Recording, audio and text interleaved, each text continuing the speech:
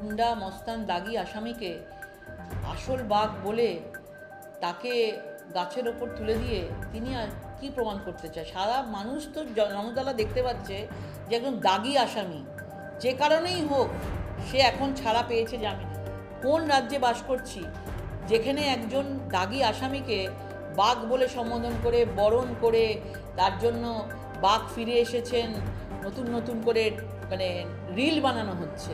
মানে এটা আমরা কোন বাংলায় বাস করি? যে বাংলা আমাদের রবীন্দ্রনাথের বাংলা বলে বিখ্যাত ছিল, সেই বাংলায় আজকে অনুব্রত মণ্ডলের নাম করে বাংলার বাঘ বলে তাকে বিখ্যাত করে দেয়। মুখ্যমন্ত্রী বারবার করে ফাঁসি চাই বলেও পেছন দিক দিয়ে 21টা উকিল লাগিয়ে এই বিচারটা বন্ধ করতে চাইছে, বিচারটাকে অন্যদিকে ঘোরাতে চাই। মানুষ ঘুরে দাঁড়াবে।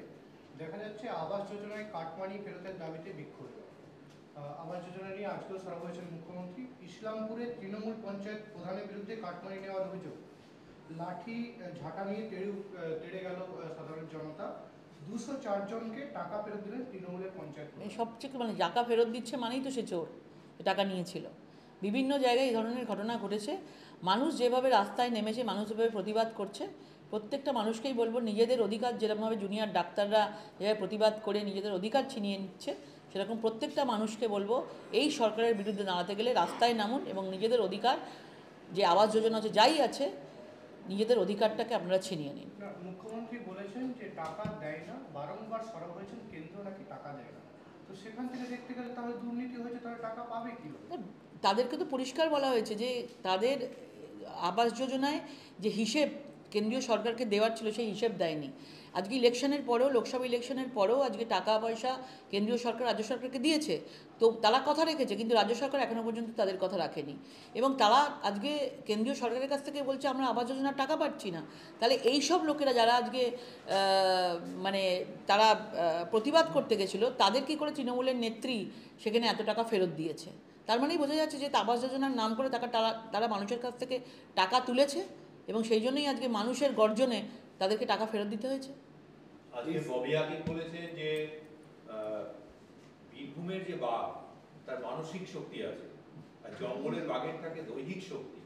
তাহলে বীরভূমের বাঘই হচ্ছে আসল বাঘ। মানে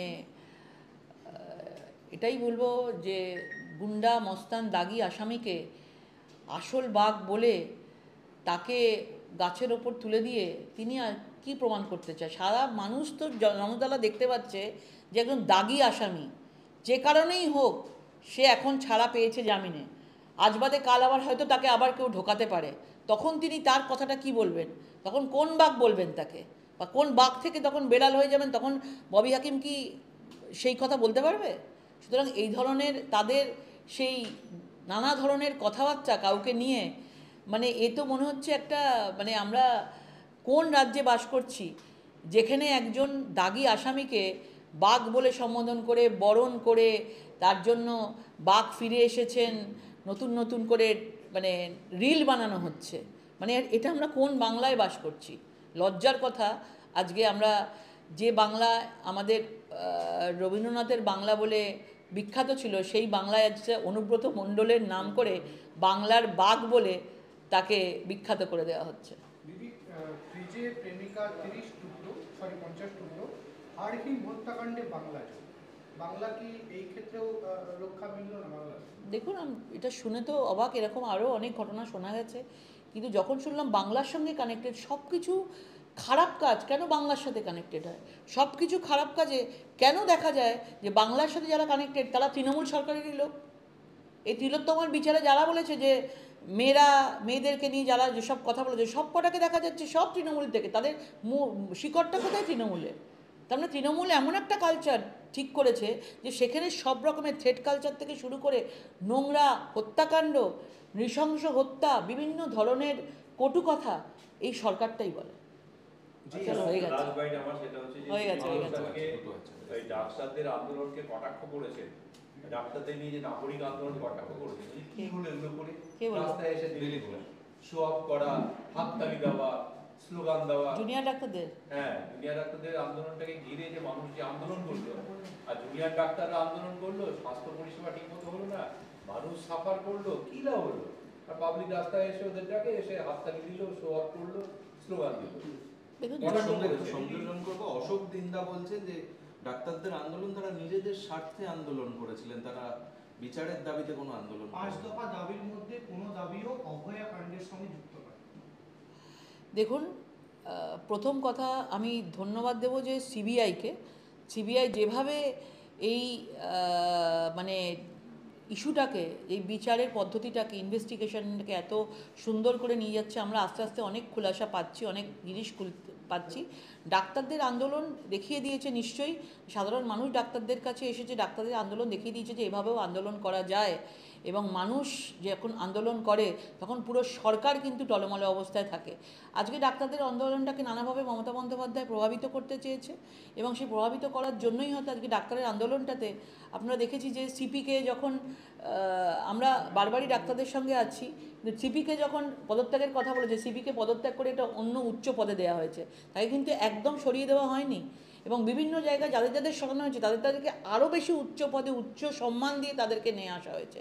সেই জন্যই হয়তো আজকে দিলীপদার মনে হয়েছে যে আজকে সেটা কিসের আন্দোলন। তাকে যদি আজকে সেই জায়গা থেকে আজকে সন্দীপ ঘোষ অ্যারেস্ট না হলে সন্দীপ ঘোষকেও দেখতেন ন্যাশনাল মেডিকেল কলেজের অধ্যক্ষ করে রেখে দিত, আজকে কোনো জায়গা থেকে সন্দীপ ঘোষ বেরোতো না।